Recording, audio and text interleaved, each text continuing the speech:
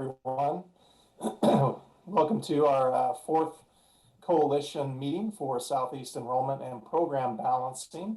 It's good to see everyone. Looks like we had kind of a late arriving crowd tonight. Must be out trying to enjoy those last vestiges of daylight as it keeps getting darker and darker sooner and sooner. Seems like we had a lot of light a month ago when we started, and now we're starting to dwindle a little bit. But we're glad you're here. Good to see some familiar faces. We also have some new faces tonight. We have some coalition members that will be starting tonight with us. We have folks from Sunnyside who will be joining us tonight. And also we hope to have a few of our student leaders from some of the area high schools who wanted to participate as well. Those folks are very hardy from both groups because we put them through a 1.5 hour meeting last night to get them up to speed. So it took 3 meetings for all of us, and they got 3 meetings worth in about 1.5 hours. So they're very, hopefully we didn't scare them off, and we'll see those folks and get to meet them tonight in the breakout room.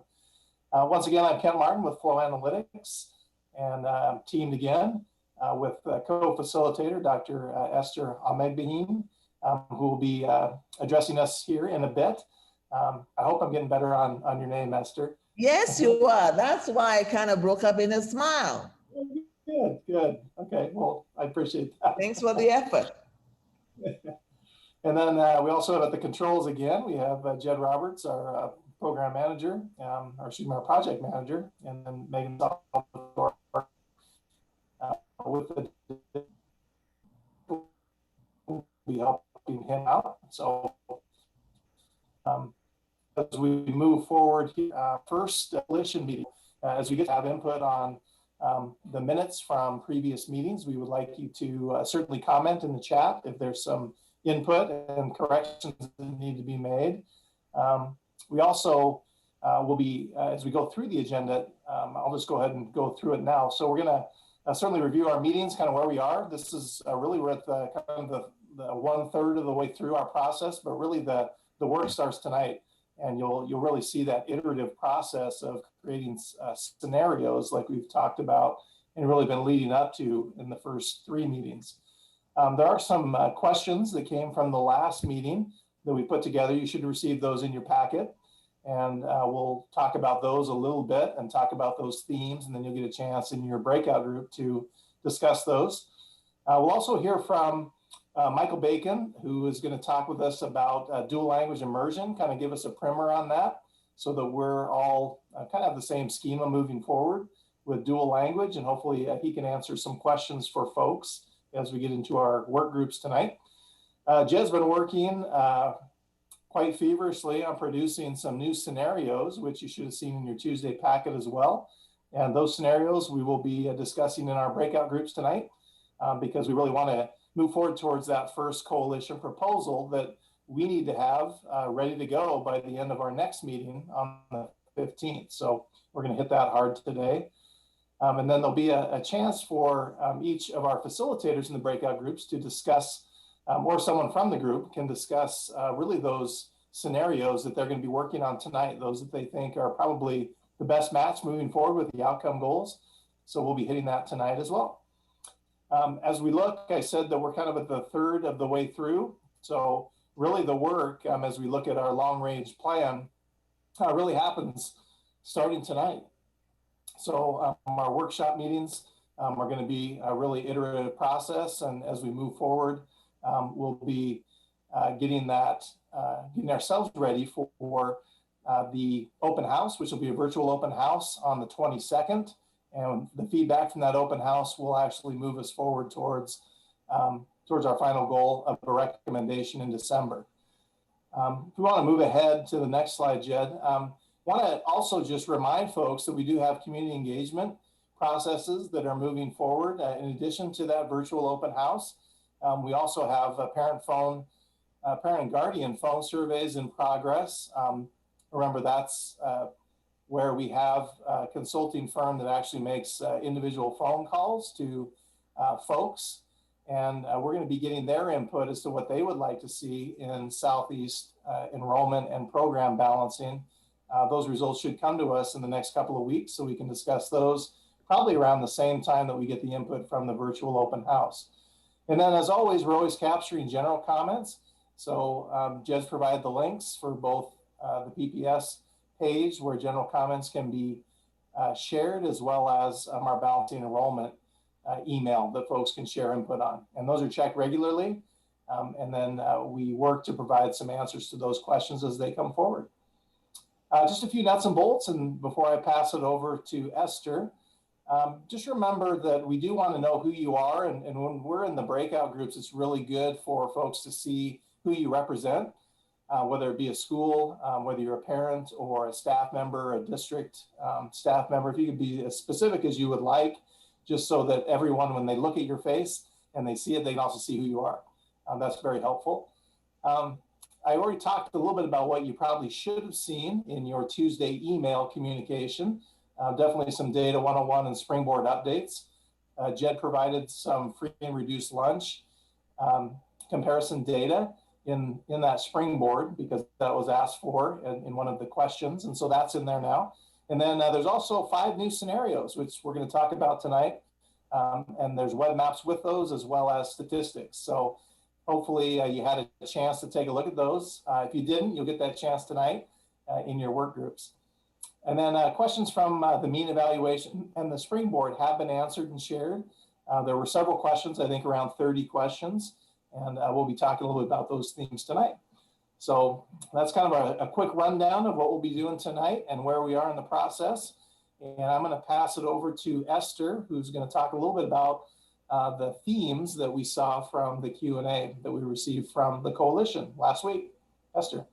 All right. Can I ask a quick clarifying question? I'm sorry, I promise it's super quick, but it relates to something on 2 slides ago. On that, so I'm sure like I think I'm a parent, I've been getting emails sort of separately from parents at my school who have ideas that heard that I'm the parent rep. Should I be encouraging them to also send stuff to that email that you shared on a couple slides ago, or is there some sort of standard advice you want us to pass along to make sure that things get heard? Because yeah, I think both, Andy. I think certainly you can bring forward, if you want to theme some of the comments and bring those forward to your work group, you can certainly do that. A lot of times though, it is good to also push folks to put exactly what they want to say forward. So either way, I think it's always good to capture probably both ways, just so folks feel like they're heard. And they maybe, a lot of times I think folks think that if, when they see what they've written and it's responded to, they feel maybe more heard that way. So that'd be good. But we'd also like you to bring forward that information to your work group as well. Does that make sense? It does, thanks. Okay, sorry. You bet. All right. Thank you all very much for being here this evening. On behalf of our superintendent and the leadership team at Portland Public Schools, I welcome our Southeast Guiding Coalition members to our 4th in a series of meetings regarding the future of our district and our city. I also want to thank Fluent Analytics, specifically Kent, my co-facilitator, and Jed for the marvelous support and collaborative guidance they have provided to date. Tonight, we're going to be looking at some of the question and answer themes that have emerged from your feedback. And they're up on the screen. One of them is Harrison Park's conversion to a middle school already decided? Are alternate grade configurations, for example, K6, a possibility? Can classroom level information about facility utilization be shared? Access to additional data, what they're really asking is to have more data on free or reduced lunch. We will hear, of course, from Michael Bacon, the Director of Academic and Dual Language Programs, as he talks to us about the dual language immersion programs that our students have here. In order for us to also proceed, slide 7. I also want us to remember that these conversations can be a little bit passionate. However, we want you to please stay engaged intellectually, emotionally, and physically. We want you to take the opportunity to speak your truth responsibly. Please listen to understand and believe. If you have any reason to doubt or any reason to ask questions, we're all ears. Please feel free to share or ask your questions. Be willing to do things a little bit differently and be ready to experience discomfort. In a give and take situation, we always don't get everything we want, but there are things that we can live with. Expect and accept non-closure.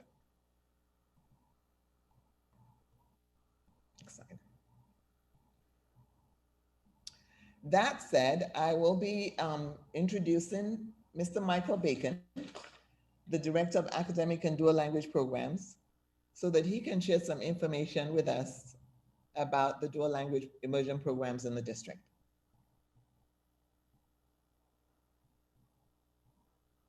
Michael? Yes, good evening, everyone. Thank you, Esther. I appreciate the introduction. I assume the slides are going to come up here, Jed. Is that correct? So obviously, dual language immersion in the Southeast cluster is where we have our greatest number of programs, and probably very reflective of the diversity linguistically, culturally, racially that exists within the Southeast cluster. So what I'm going to share this evening is something that is actually taking a lot of materials that we actually had produced in previous, even for DBRAC, the previous boundary review process that we had in Portland Public Schools. But just a little bit of a step back about dual language immersion, because there have been a number of questions that have come up.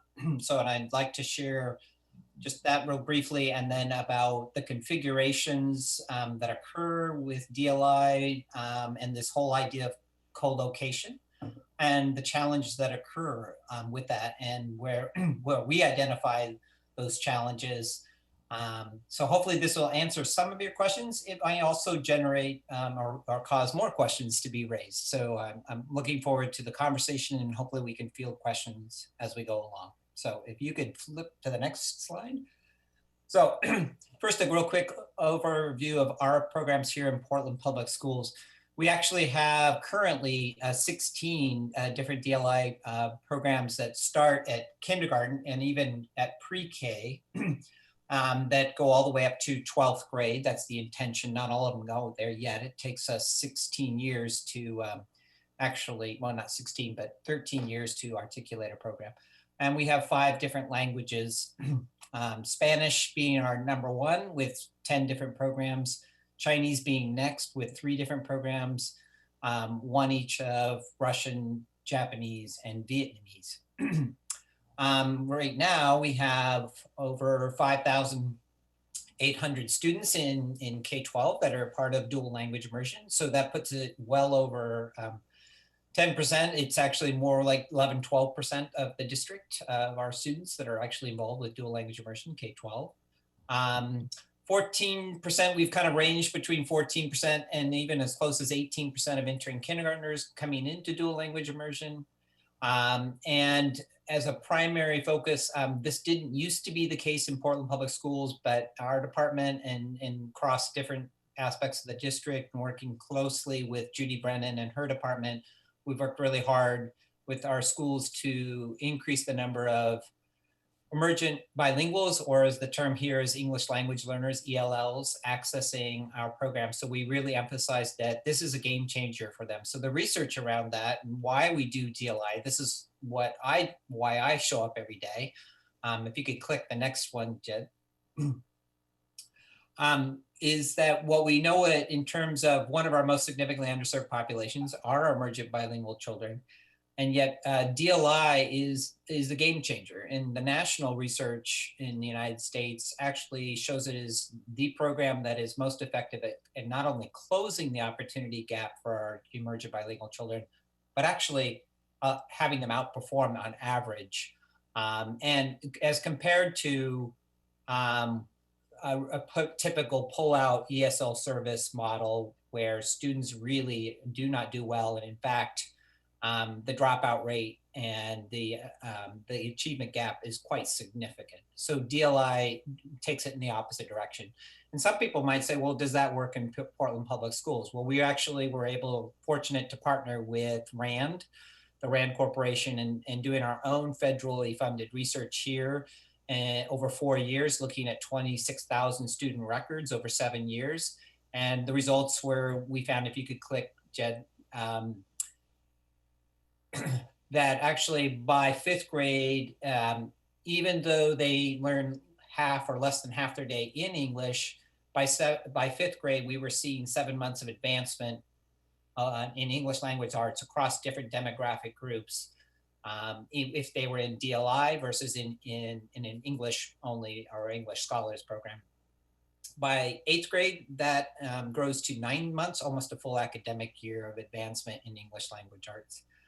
And specifically for our emergent bilingual or ELL population, those students who were in DLI, even though they're learning half or less than half their day in English, by 6th grade, they were being reclassified, or in other words, being shown as being English proficient, 14 percentage points higher than those who are in English 100% of the time. So that's the game changer. And the reason why we know that works is the research is very clear that the number one predictor of academic success and linguistic success for our emergent bilingual children is the development of their first language, the partner languages that we have.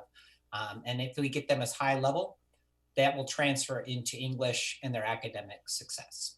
So that's why we do DLI, and that's a quick overview. There's a lot more details and a lot more nuances of the programs, but let's go a little more specific to what we're often confronted here, and part of our charge is this co-location issue. So these configurations were specific to talking about co-location. So typically in our K5s and K8s district-wide, we're going to use the term English scholars. I'm trying to move away from, and I'm going to be intentional to try not to use the word English only, because that has some negative connotations across the country. And I'm also, so we do not just say neighborhood, because some of our DLI programs are truly actually neighborhood based. So we're going to use the word English scholar or term English scholars to refer to those programs, whether they're in a school or a whole school where kids learn 100% in English, versus DLI scholar programs where they're learning in 2 languages. So if you look, I'm just going to quickly discuss these and then we'll talk about the challenges in the next slide. What we see is that there are programs where we might see what we call a balanced equal English scholar and DLI sections. This is preferred for our co-location configuration because you have resources being shared. It kind of balances that within a school and a community, and not one dominating the other or draining or potentially impacting negatively the other side. Another configuration that often occurs is where there's more of the English scholars programs than the immersion or the DLI scholars program. This can present some challenges for our DLI side. And there are some numbers here that shows the number of programs we have that fit that model, or that configuration would be about 6 of them. And I'll get more specific about what the challenges are. And we kind of look at that as like there's 1 immersion, maybe 2 or 3 English scholars programs. The converse of that is another configuration where we have about 4 programs where this fits this model, is where we have more immersion or DLI programs than we do English scholars program, strands. So when we say a strand, we mean like 1 class of kids per grade level.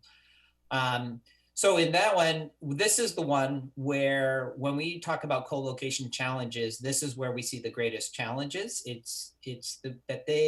The English scholar side, especially if we're dealing with demographics where there's high mobility, high poverty, there's a lot less stability in that side, and the negative impacts or the challenges can be really significant in that configuration. And I'll get more specific about what those are. And a 4th configuration where we have 2 of our programs, Rigler and Richmond, where it's actually the entire school is immersion, is DLI. It does present an opportunity for really having a strong instructional focus. So let's get more specific about those schools and then the actual challenges. So here are the ones in Southeast specifically. So where we have that balance where there's 2 and 2 or close to 2 and 2 is the Kelly Russian immersion program and the Chinese dual language immersion program at Woodstock. For where there's a larger English scholar program than immersion, Atkinson fits that model, Harrison Park, and LENT. And where we have the converse of that is where there's more immersion than there is the English scholars. This is where we tend to have the larger challenges is in Bridger. And then for all immersion is, as I mentioned earlier, Richmond Japanese immersion program. So if you could go to the next slide. So the challenges of co-location with that single English scholar strand. And this is something actually we brought to the school board a number of years ago. I want to say probably five, 6 years ago, which we presented this board because it was concerning for us as we expanded dual language immersion across the city to be able to meet as our why, why we do this is to meet the needs of our emergent bilingual children. We started to see these issues crop up more and more. Obviously, class size and configuration.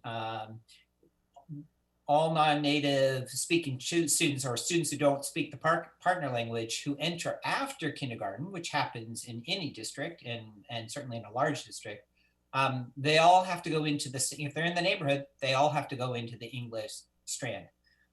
So that can cause there to be a large class size, or it can be the converse. It can actually be very small and hard to sustain with funding or FTE allocation, the staffing allocations.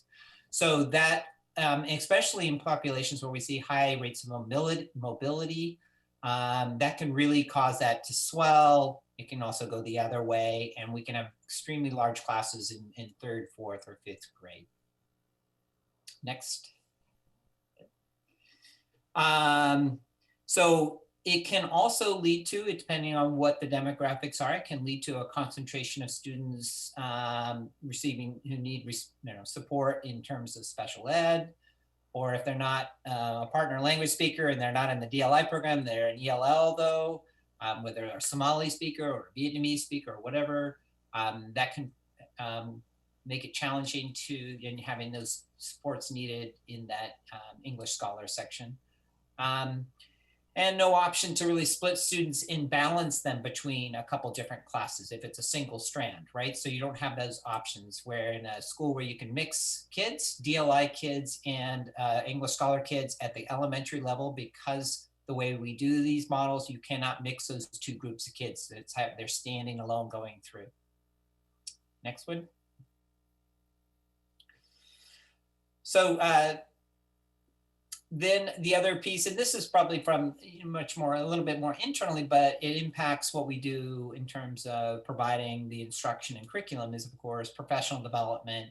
When you're doing one for DLI and one for, not that there isn't crossover and not that there aren't professional development opportunities you can do for both groups of teachers, but there are some differences and some needs that are different for those professionals and supporting them and teaching, and those who teach in 2 languages versus those who teach in English only. So I guess that can provide some challenges in the professional development and the instructional focus for a building.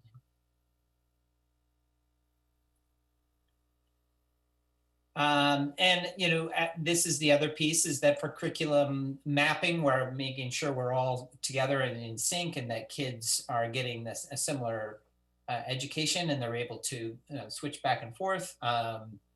It's that it's not shared between those because of the 2 languages being involved in the one side.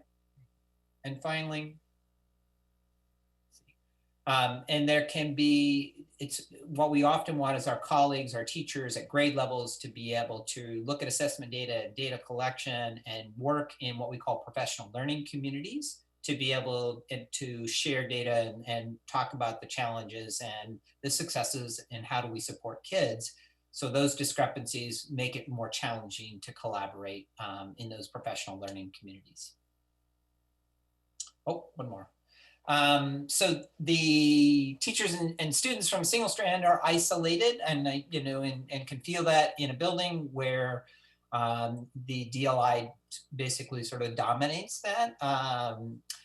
And they don't necessarily have that partner class where you can help balance things or check in with or share kids. And that creates that additional layer of challenge in this type of configuration.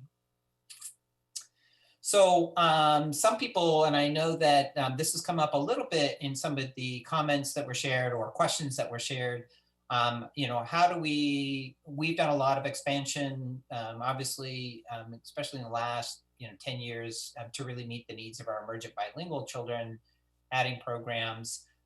we talked about what were the drivers in our citing and the configuration considerations as a part of that.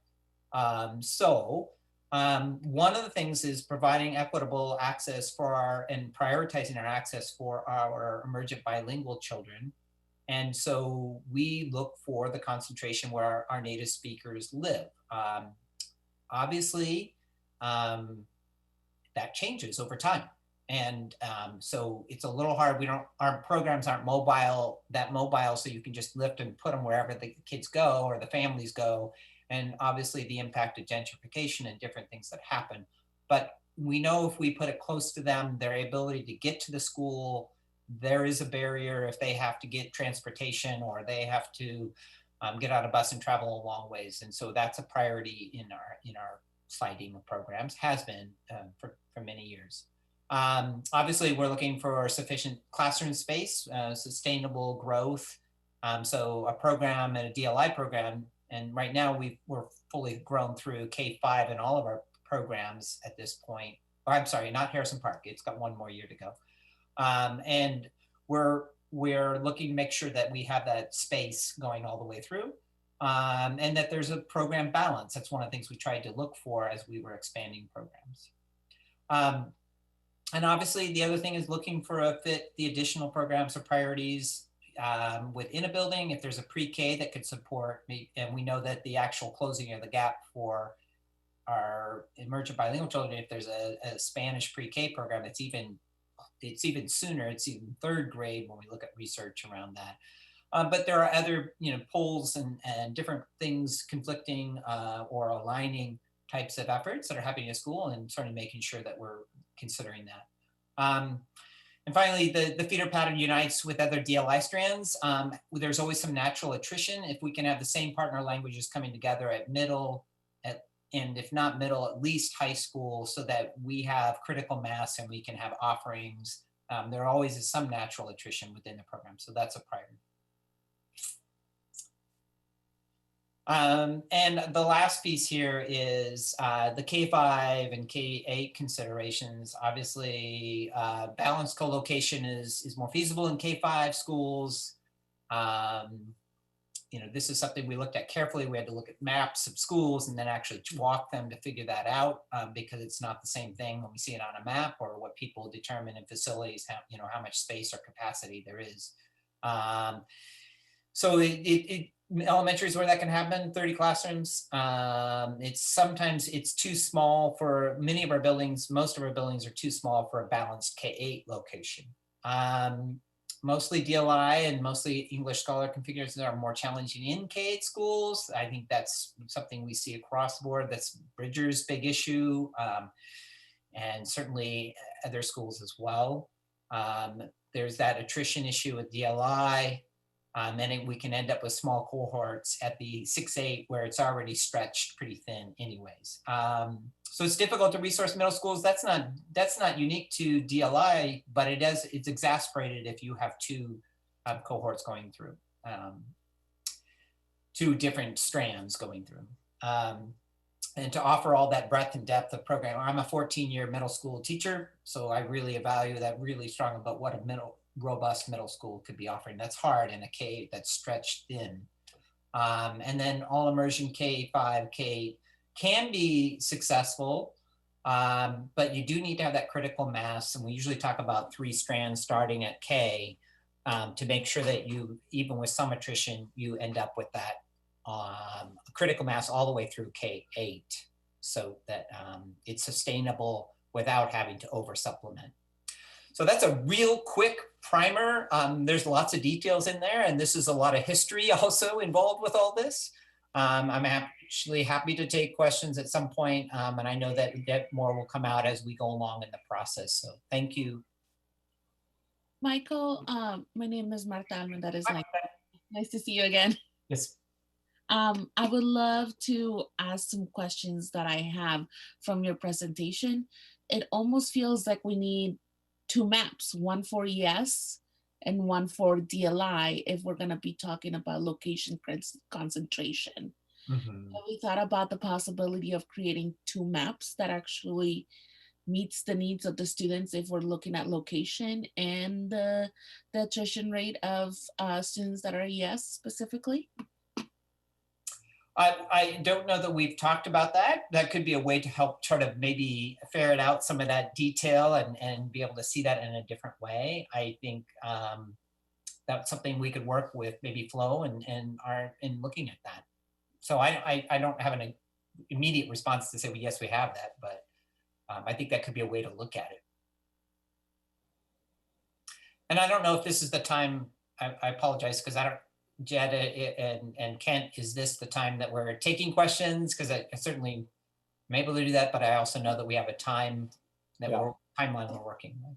Yeah, I think what we're going to do is, certainly, Michael, you're a great resource. And I think in our breakout rooms that we have tonight, we're going to be in the breakouts for quite a while tonight. And so I think it might be good if our facilitators could reach back in the chat to us if they need you for a part of the time during the breakouts, and we can kind of float you into each breakout room that might have some questions or clarifications they want from you. So I think we'll try it that way tonight if that works for you. Absolutely. And just a comment that came into me in a text, and I do want to, I know it's hard to present in 10 minutes all the things. Some of those challenges that I did share are shared with when we have the single strand of DLI too. It depends on the demographic. So I want to be careful that just because I said those are challenges for where English scholars is the one strand, it can occur in the reverse as well. So just to be more transparent and clear about all that. So yes, but I would be happy to do that, Ken. Okay, awesome. We'll definitely use you tonight for that, Michael, and probably subsequent meetings as well. So thank you. We're going to turn to our first breakout session. I think you've had a lot of sit and get so far, so we're going to get you into your breakouts so that you can, number one, meet new members. So we've kind of spread the new members across our work groups tonight. So we'll have you introduce yourselves to them, and they can introduce themselves to you. Second thing too is we'd like you to talk a little bit about the questions, the Q&A that came from last week, and you do have that document, and your facilitator can share that too. So we'd like you to discuss some of the answers that came from that. And if you have further questions or need more clarification, your facilitators will take that information and we can provide more information back to you by next week. So those are the two things. And if you have some time before we bring you back, certainly talk about DLI and what you just heard from Michael just now, and to see if some things are kind of getting more clear in the minds of your group members around DLI and around the approach here in Portland Public. So Jed, I think if you're ready, we're going to break out. This breakout session will be probably around 10 minutes or so, just a short one. And then we'll come back and we'll set up the new scenarios that we'll be discussing in a much longer breakout group for much of the evening. So we'll see you in a little bit.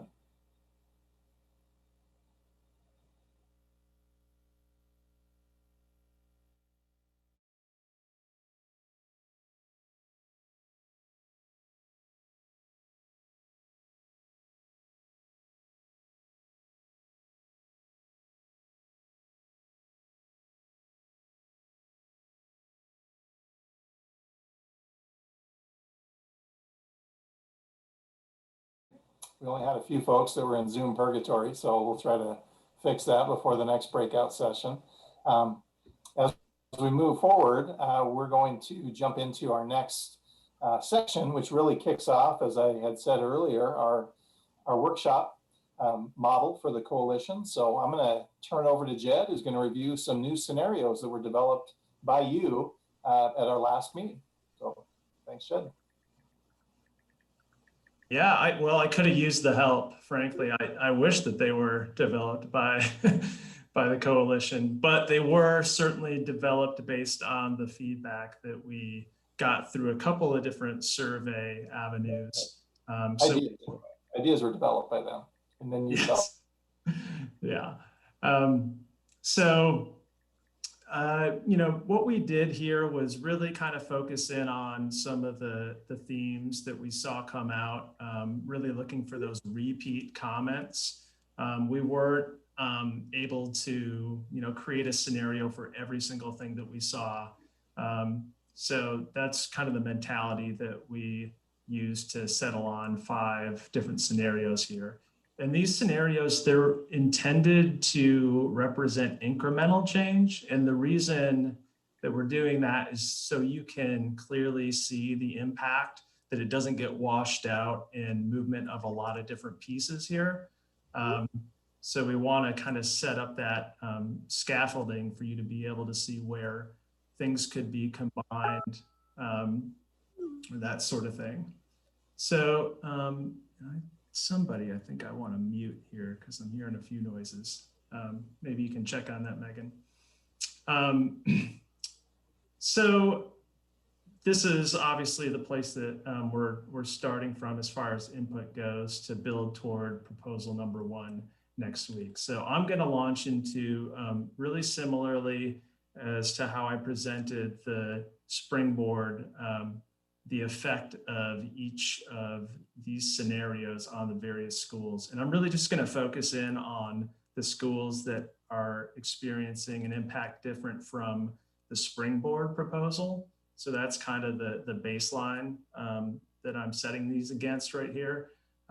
Although there are some slides that I will be showing you the comparison back to existing conditions as well, because that's, I think, an important look back. So the first scenario here was, I think this was one that maybe I saw the most, which was the suggestion to have an all Spanish DLI K5 at LENT. So what this movement included was taking the Atkinson K5 Spanish DLI program and putting it at LENT. And that LENT no longer has an attendance area in this scenario here. And how that gets covered from an attendance area standpoint for the neighborhood program is it's taken up by Marysville. So really that area that was formerly occupied by LENT is combined with Marysville in this scenario here. And so I've highlighted here the differences that you're seeing with this. Obviously, Atkinson's enrollment is going to drop quite a bit. You're seeing their building utilization at less than 50% here. That's not ideal, and I don't think something that we can bring forward as a proposal, but again, intended to be incremental to show how we might combine things. LENT, on the other hand, sitting at about 85% utilization. And as we know from our Data 101 packet, that's also close to the cluster of native speaking families in that part of Southeast, in the Southeast part of the district here. So that's in the plus column for certain. And then Marysville being converted to a K5 was running pretty low in the springboard. So we see that that come up quite a bit with respect to utilization. Scenario 2 is creative science taking on all the Chinese DLI K through 8 in the Southeast area. So you see the laundry list of Chinese DLI arriving at creative science in this. So we have from Harrison Park. In the springboard, we had the K through 5 or eventually to be K through 5 Chinese DLI from Bridger. That no longer going to Bridger, but going over to creative science, Woodstock and Hosford. And then you see how that is reflected again on the flip side for Harrison, Woodstock, and then Bridger no longer receiving that in comparison to the springboard. So we can see here that Bridger, is sitting at a pretty healthy building utilization here without that program. We've got creative science that's sitting at a totally unrealistic utilization. So we'll look at the next scenario here, which might be a part of the solution to that should the group want to explore that further. Harrison Park, obviously sitting pretty low with respect to utilization as well. And as we heard with the size of the Woodstock Chinese DLI, you have, without that Chinese DLI at Woodstock, sitting at 37% utilization here. Scenario 3, this is the scenario where creative science focus option is converted to a K-5 neighborhood focus option. So an attendance area is established in this particular scenario, and it's comprising really the area that currently the K-8 Harrison Park area covers. And then we have that grade configuration as well with creative science here. Vestal and Bridger, if you're thinking about the springboard proposal attendance areas there, they are reduced. And then you'll see in a number of schools, based on the assumption of creative science going to a neighborhood model, we're pushing kids back to their neighborhood. For instance, if they were going to Lane Middle School, or they lived in the Lane Middle School attendance area, but were attending creative science, going to a neighborhood model, the assumption here that you'll see in the enrollment estimates shows that those are actually counted against Lane now. So you'll see that here. Again, Bridger losing, converting to K-5, not having a very high utilization here. It's also a function of it having a pretty small attendance area. Creative science running at a relatively reasonable utilization here. And then Vestal sitting at about 50%, which is not too much different than it was before. But you do see some of these schools that had no change in the springboard, like Atkinson, Lane, and Woodstock, actually gaining students. And again, that's with the assumption that with creative science going to a neighborhood model, that those kids now get counted against the neighborhood program from which they reside in. And this is what that area looks like. Again, it's the same attendance area as Harrison K-8 right now in the existing conditions.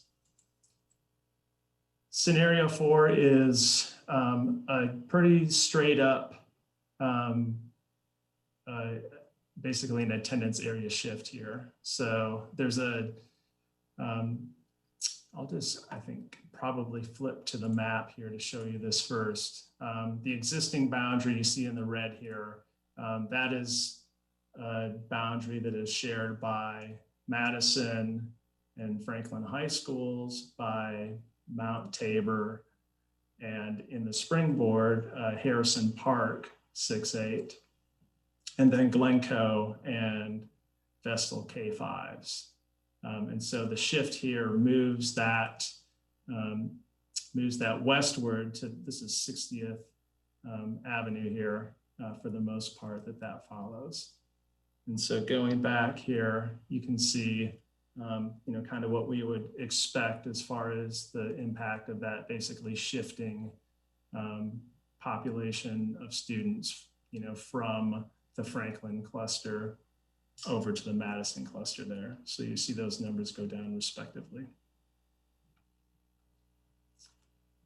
And then scenario 5 here is a similar situation, although it's really just focusing on middle school boundaries in this case. This is a shift that involves the Woodstock elementary attendance area. And again, I'll just flip to the map here first. In this scenario here, Woodstock attendance area moves to Lane Middle School, where it was formerly feeding to Hosford. So the schools that are impacted there, you see our Cleveland, Franklin, Hosford, and Lane, and we see the enrollment estimates affected as we would expect here by Franklin taking on more, and you see now over 100% utilization, and Cleveland dropping. And then for both Lane and Hosford. And Hosford, of course, being based off that springboard where the Chinese DLI programs, now they're both sitting in about the 60% range for building utilization. I didn't show here and just in the interest of time, the socioeconomic sheets. But the general pattern that we see is as we shift boundaries or shift programs from west to east, we have a relatively predictable effect when it comes to free and reduced lunch and students of color as well. So we see those percentages tend to go up as those shift. And you'll be able to, I hope, really dig in on that and talk with your breakout groups about the socioeconomic factors as well here. And I did want to just quickly bring up the web map. And I'm going to attempt a live demo here, which is always tricky. But we sent out a link to this on Tuesday and have been populating this with the scenarios. We got those up there yesterday. But this is a tool that we're hopeful is useful to folks to be able to see both the existing conditions as well as the scenarios as we move forward here. And the place that I want folks to get really familiar with is the layer list here, which is up on the top right corner, and your ability to flip on many, many different layers here. So one of the things I like to do in here is I'm not usually interested in where the other school locations are, so I'll turn that off just so I can see where the different schools are, what their grade configuration is, and where the DLI programs are. In this case, you can see the DLI program for the kindergarten Bridger, which is at the annex right now that we're hoping to reunite. You can turn that off, and you can also look at any of these scenarios here. You can turn on the whole batch. Again, you can turn off those other school locations if you're not interested in that. Sometimes I like to go back to the existing conditions and maybe just look at middle school boundaries, for instance, just to overlay on this to see the difference. And in this case, you can see the difference here that with this boundary between the Bridger former K8 and the Harrison former K8 that you can overlay there just to get a sense of what the differences are. So we hope that this will be useful in the breakout room groups. There's the ability to draw on this, and we're hopeful that folks can do that if they're wanting to capture any kind of boundary change. You can do that here, and then you can save out using the print function as a PDF. So that's something you can do on your own at home as well. But that's a way that we hope to capture that kind of information. And then I have some pre-populated sheets for your note takers and your facilitator, so they can quickly select different grade configurations, different locations for DLI programs, that sort of thing that you want to build upon, whichever scenario it is that you'd like to look at going forward here. So let me try and flip back to the presentation. Okay. And so at this point, I'm going to kick it back to you, Kent, just to tee up this breakout session 2 here and set our teams to work for the next little while here. We're actually going to try and let this run until 8 o'clock or so, although we'll be checking in with our facilitators in the chat just to see how things are going. But go ahead there, Ken. Yeah, well, thanks, Jed. Yeah, like Jed said, we're going to spend probably about an hour in these groups. And so you can kind of do self breaks in your breakout groups. We won't do a full break as a large group for this meeting tonight. But we want the facilitators really to look at having your breakout group kind of determine in the first 10 to 15 minutes or so, what are kind of 2 scenarios that kind of rise to the top that you think maybe look pretty good right now, or might even look better with a few adjustments, and really focus on those tonight. Knowing that there are 6 groups in total, so there might be a third one that you really like individually, but another group might be working on that. So we would ask that the groups try to focus on 1 or 2 scenarios and really see, okay, what are some of the strengths that we like about this, and what are the things that we think could be made better with those small adjustments. And so try to do that in the first 10 to 15 minutes so you can spend the rest of your time in your work group making those adjustments and documenting those so that we can take those and bring back something at the next meeting. One thing that we're going to do too is when at 8 o'clock or so, when we get back together, we're going to have either a parent or principal, someone in the group can talk about which of the 2 scenarios that your group looked at and really focused on because you thought there was some merit in those. I would also say that so each group will report out on a couple of those scenarios that they're interested in, that they're worked on this evening. And then at the very end, we'll also have kind of a survey that we'll send out to everybody to respond back and see the results from this coalition.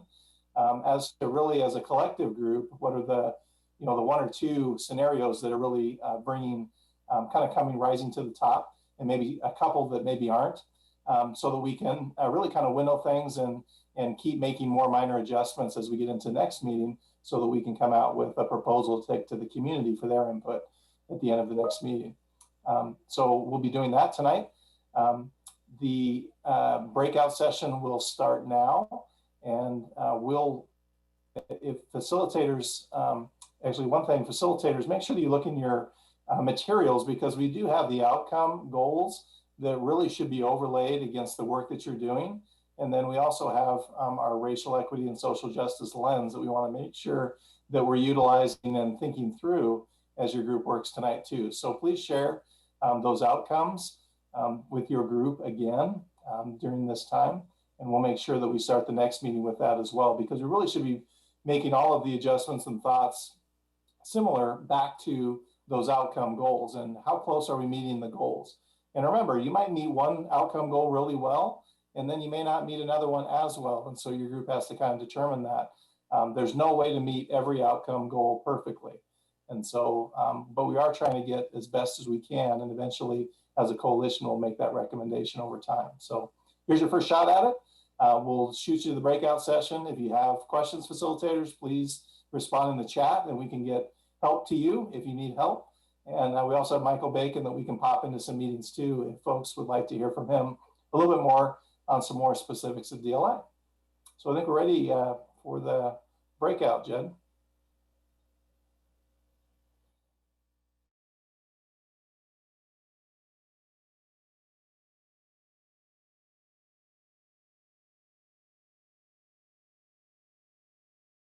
Welcome back.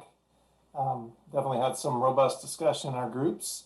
We're going to take a few minutes here. We have about 25 minutes left, and we're going to try to do a short report out from each group, and then try to do a quick survey at the end so that everyone can kind of see where the group is at collectively in terms of these scenarios that were presented tonight. So I'm going to go down the list, and I'll start with just saying the facilitator, and the facilitator can certainly report out.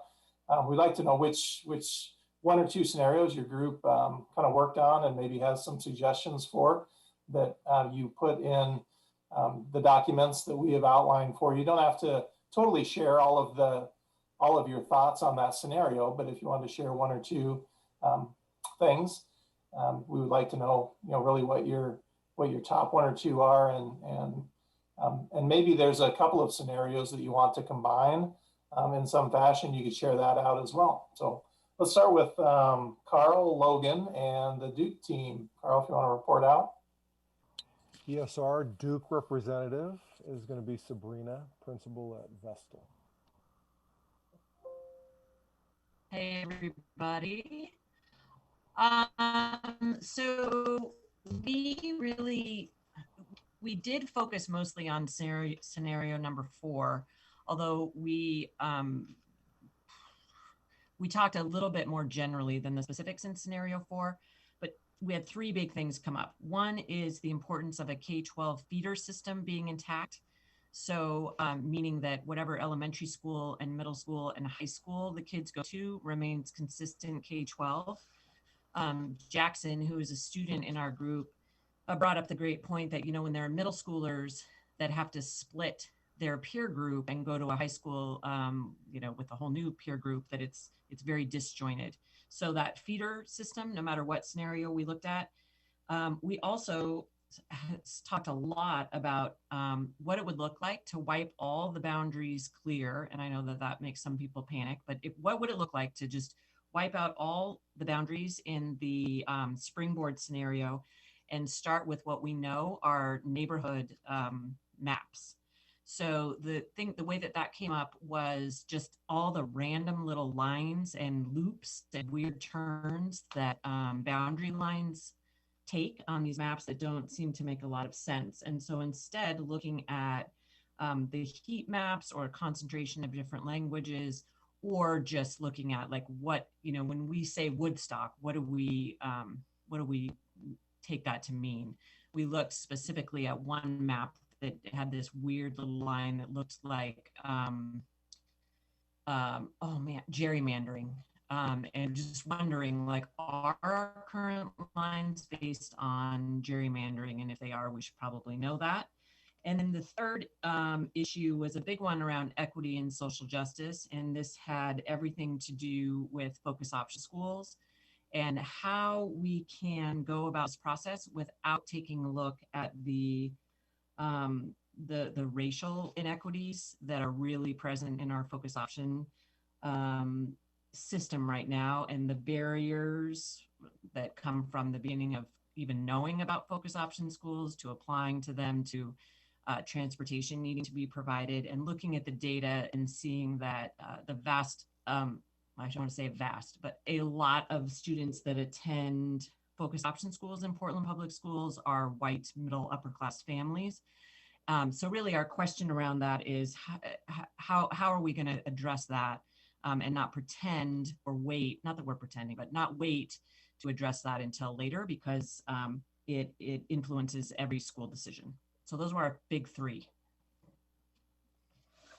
All right, great, thanks Sabrina.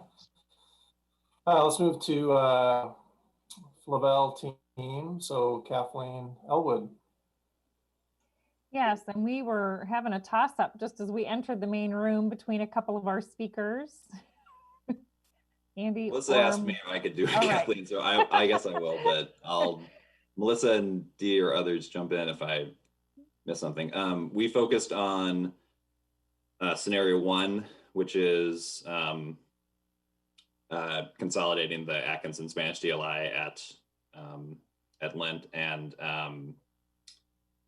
scenario two, which was the creative science, taking like consolidating all the Chinese DLI at creative science. And I mean, thematically, a lot of what we talked about involved, someone in our group raised a really good question about some of the assumptions that go into the utilization projections, especially at a school like Atkinson. Like, are we actually, like, I think the assumption that Jed explained to us was that essentially the Spanish DLI program would pick up and move, but we were wondering, you know, would some folks that are in the Atkinson zone actually choose to stay at that school? And so what would the actual enrollment be? So we had a conversation about that and wanted to make sure that we try to take that into account in any scenario.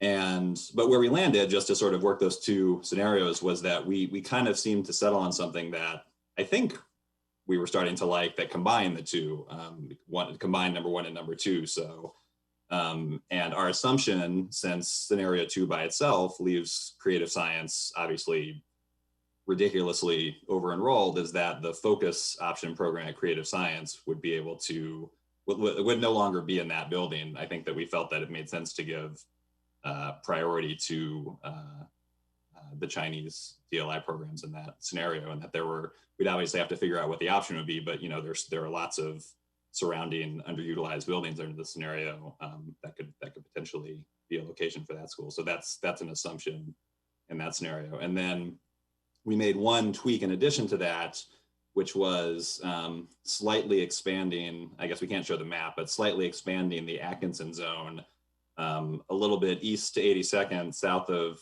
Division, which would address a little bit of the underutilization that Atkinson's left with in that scenario, address a little bit of the lingering overcrowding at Bridger, even when the Chinese DLI is at creative science. And then there's that chunk in there is also happens to be an area where the natural neighborhood school is more Kellogg Franklin versus Harrison Park, or driving further to high school. So we felt that since it addressed a couple of other things that we felt make sense with the utilization and other things like that was also a nice solution to be able to sort of keep more people closer to their natural neighborhood school. So, but Dee and Melissa, what else did I miss from what we talked about?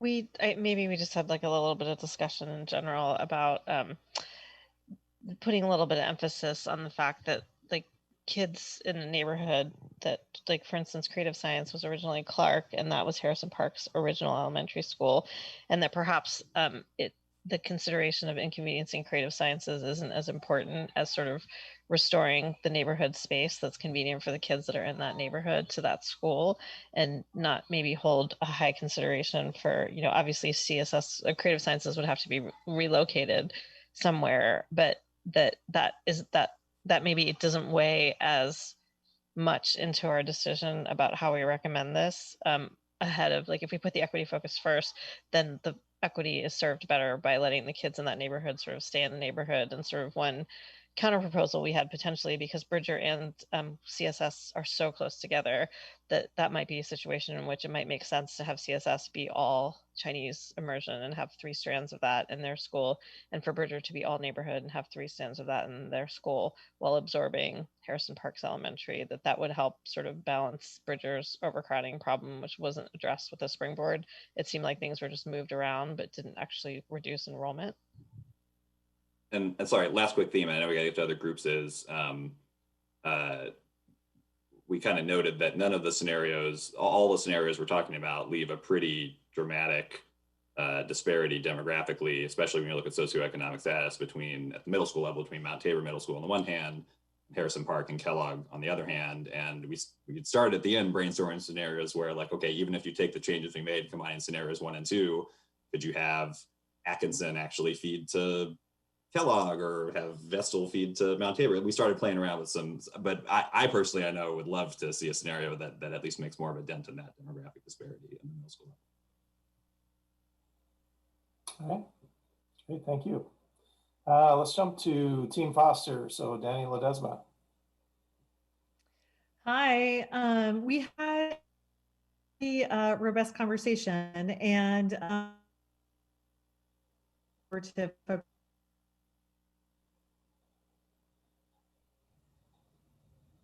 we really struggled with like the selection of the scenarios.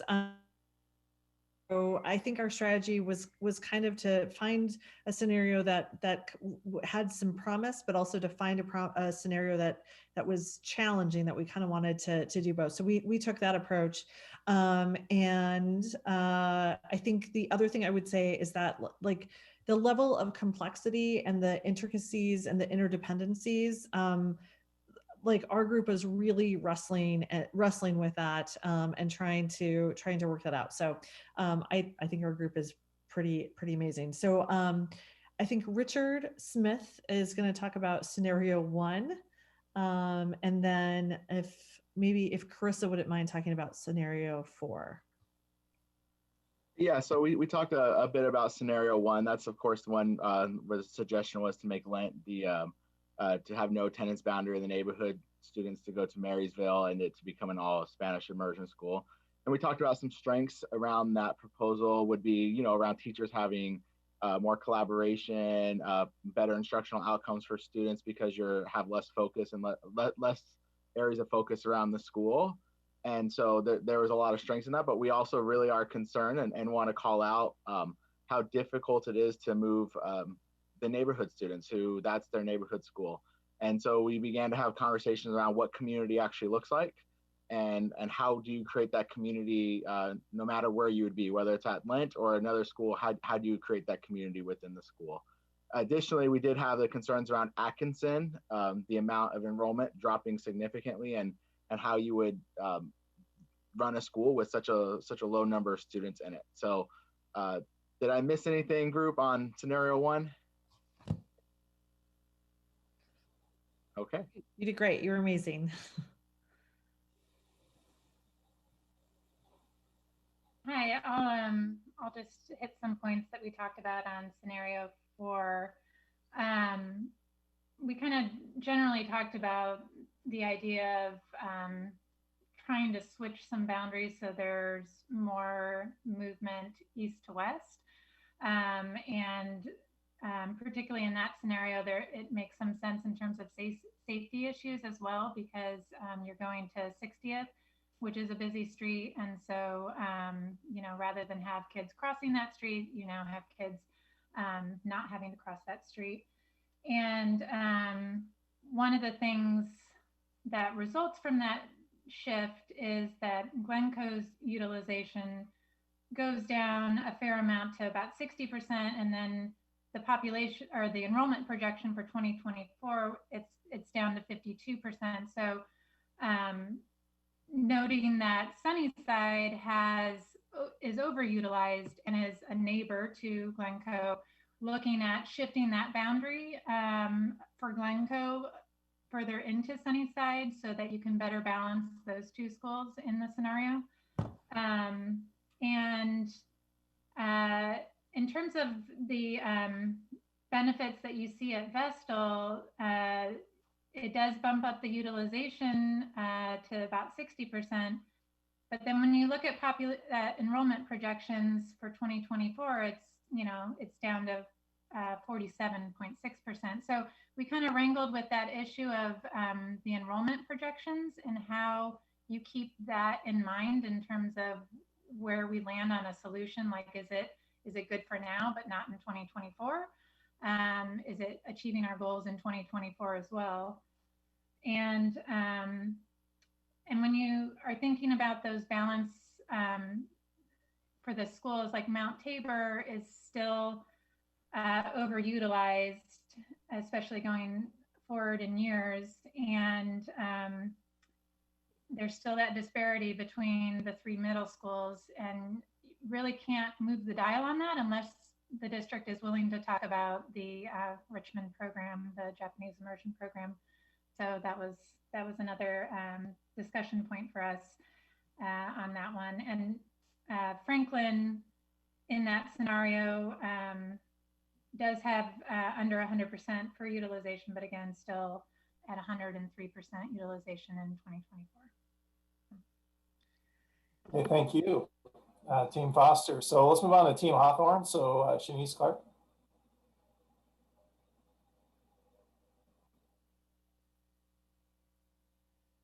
I think we can hear you, Shanice. Perfect. Okay, I think I've unmuted myself now. So in our group, we had a really robust discussion and didn't actually get to the technical pieces, who might respond to what. So I might lean on a couple of my group members and start us off. In a lot of our conversations, we talked about Chinese DLI, but specifically thinking about the implications and how pulling the DLI out of Woodstock would mean for the utilization there, and thinking around that dissonance with DLI and creative science, maybe at one physical location. So we talked about co-location and what it means to think about both the benefits and some of those impacts that students may have when programs are in co-located areas. And our second scenario, I kind of reflected on with my first part of the report back, and we really kind of chewed on some schools that might be missing too from the scenarios presented to us. And so I know some comments in particular that we began to do some further reflection on with Michael came from a few of our folks, Beth or Min or Josh. I'm looking to you all if you want to add some highlights of the discussion as well. I can speak to the piece about schools missing. I know that was, I'm really struggling with these scenarios because when I look at enrollment numbers across Southeast Portland, I see that the schools that we are addressing right now, that's where all of the under-enrolled schools are. And I feel like rearranging boundaries between a bunch of under-enrolled schools without looking at the schools that are over-enrolled, that have more than 500 students at K-5 level, especially when in inner Southeast Portland, those schools that are serving more affluent, predominantly white communities are not part of this conversation. I don't know how we're going to balance enrollments with the schools that we are looking at, and the schools in outer Southeast that we're not looking at as well. Woodmere and Whitman with under 300 students per building. So what I really want to see, and I talked about scenario 4 being one tiny step in that direction, moving westward, but I had gave a thumbs up when Group 1 mentioned redrawing, just starting over with a fresh map. We need to, I would like to see all of the schools in Southeast be a part of this so that we're not re-impacting if we bring in those schools later on and have to move things around a second time. That doesn't.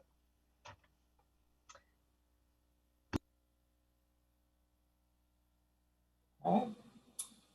Thank you, Team Hawthorne. So we have 2 groups left, and I realize we're getting a little short on time, but we do want to let those folks talk. We may adjust our little survey at the end and may send something out to you tomorrow, because we do want to honor your time tonight. So let's go to Holgate, and Esther, your group. So my group had very, very deep conversations about the needs of the community and the neighborhood. They favor neighborhood schools and language strands. And I'd like to call on some of the reps in my group to please represent, Ms. Marissa, can you please share your thoughts? She was so eloquent in how she put it together. So I think you should hear it from her. Okay, well, I think we were focusing on option 1, scenario 1 and scenario 3, but also we were really, we were really kind of assuming that scenario 3 would actually involve relocating the creative science focus option school. So I guess starting with scenario 1, we have representation from Marysville and LENT, and we felt like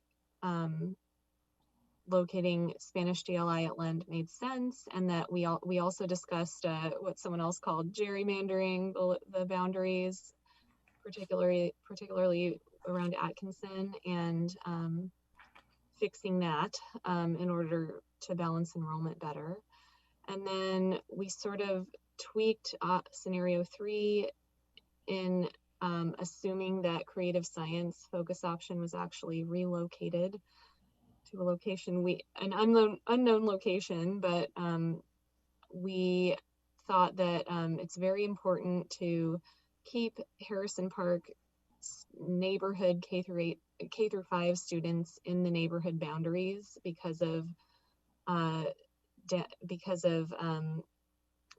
travel challenges, and we thought that current Harrison Park K through 5 students, as well as the current Bridger K through 5 students, particularly in the southern attendance area of the neighborhood area for Bridger, would make sense to be located at the current creative science location. Then the northern part of the Bridger attendance area could help fill up Vestal K through 5. Then the current Bridger campus could hold Woodstock, as well as Harrison Park Mandarin DLI students K through 5, and then those students from Bridger, Vestal, and Creative Science would all attend Harrison Park K through 8. So that made sense to us.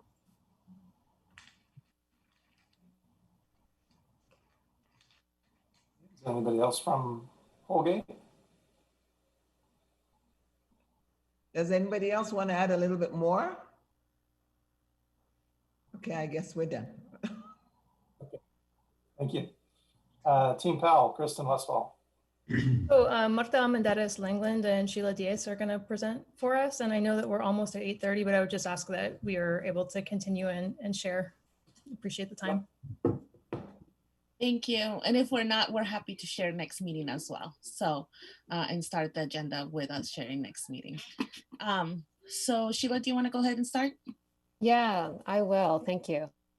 So we wanted to share with the broader group.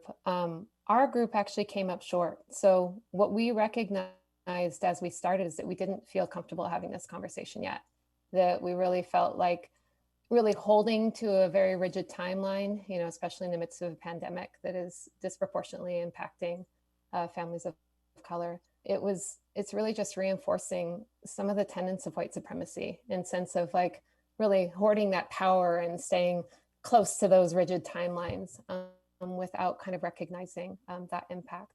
So that was one piece. I know that Martha has a lot more to share as well.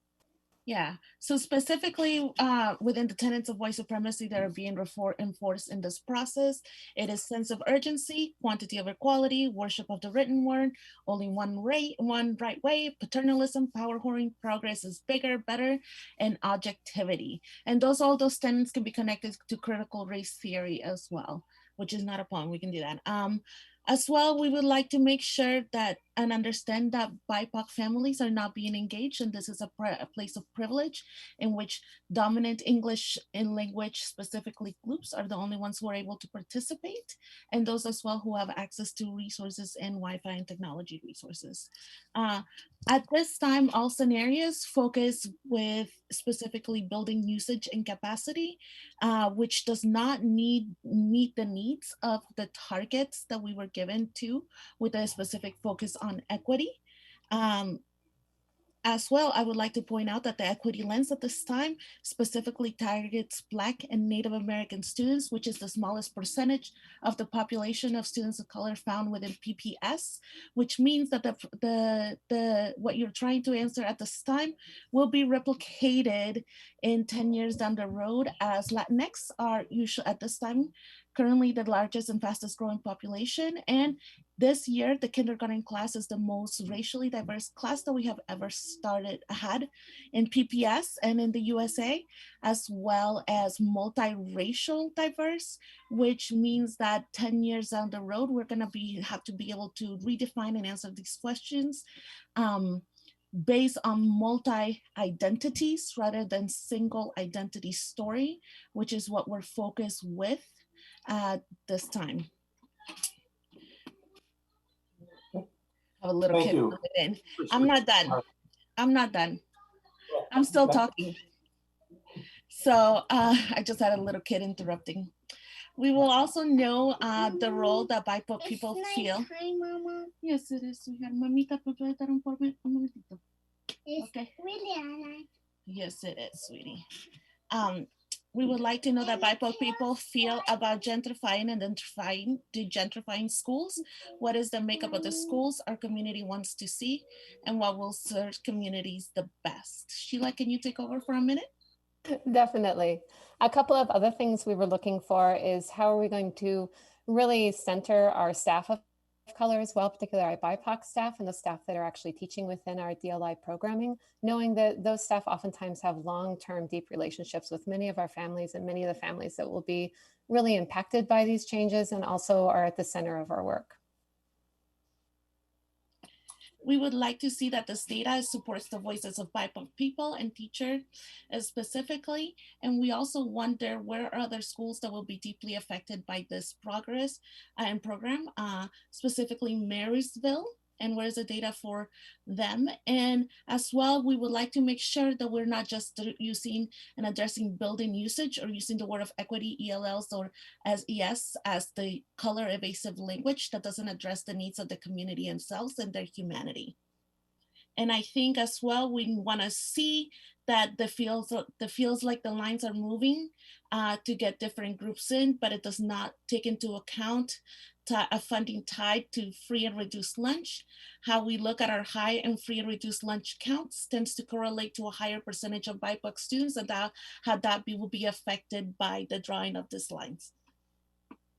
And I also would say that we're really looking for more transparency. You know, I think it's really important that we're having this conversation and this type of conversation with our entire broader group, and that this actually hopefully is being live streamed right now. So we're really looking for more transparency from the district about this entire process. And we want to better understand the community engagement that will be taking place, so that if we better understand our roles in decision making, and we can make sure that voices that need to be represented are center in this conversation. By making sure that we're not replicating white supremacy, which this process has proven to be doing at this time. Okay. Thank you. Giving us certainly some things to strive for and to work on as we move forward.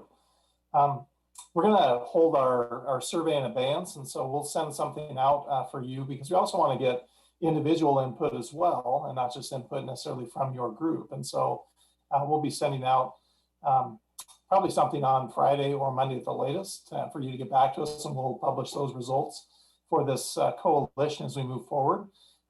You've expressed pretty typical, I think, responses in terms of the difficulty of this.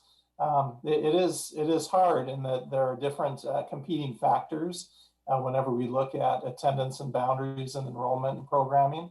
And so, you know, a nudge in one area to try to improve and meet some of the outcomes can often take you farther away in another area. And each of the groups that we work with experiences this. And so you're in a good spot. It's difficult as we start out, and we'll continue to work and refine this process as we move forward. Just want to thank you for your time tonight. Some great input and great thoughts for us moving forward. And I'll turn it over to Esther for any final words. Yes, I just want to also acknowledge your participation tonight. I want to also, in addition to that, I do want to thank you for your hard work. This is very challenging work. It is also selfless work, and we continue to aim to be as neutral and transparent as possible.